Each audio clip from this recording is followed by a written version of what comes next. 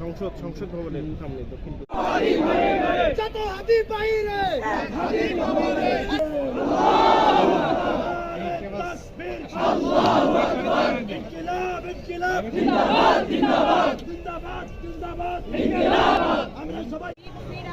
যেখানে কালো চেয়ারটা ফার্স্ট ওখানে ইমাম সাহেব দাঁড়াবে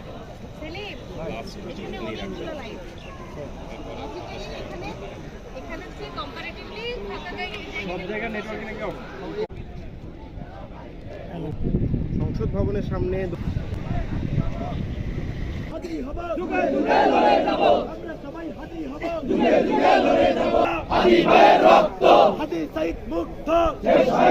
ভাইরা, আজকে কবি নজরুলের যে বিদ্রোহী দুটো লাইন, যাকে ওসমান হাদি তার আদর্শ মনে করত, আমি চির বিদ্রোহীর বিশ্ব ছড়ায় উঠে আছি একা, খুনি কেন বাহিরে, আমরা সবাই হাদি হব, গুলির মুখে কথা কব, আমরা সবাই হাদি হব। আমরা সব সময় তোমার কথা স্মরণ রেখে জাতির অগ্রগতির পথে চলতে থাকবো। ধন্যবাদ সবাইকে।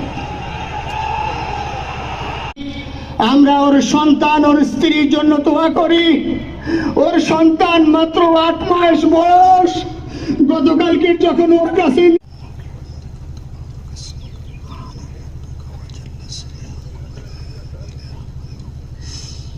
আল্লাহু আকবার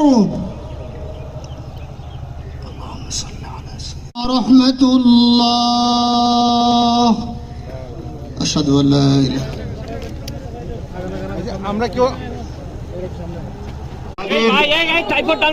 কবিন এখন ঢাকা বিশ্ববিদ্যালয় মসজিদ প্রাঙ্গণের উদ্দেশ্যে রওনা হচ্ছে। আপনারা ভিড় করবেন না, গাড়ি থেকে যাওয়ার পথ করে দিন। আপনাদের সহযোগিতার জন্য ধন্যবাদ।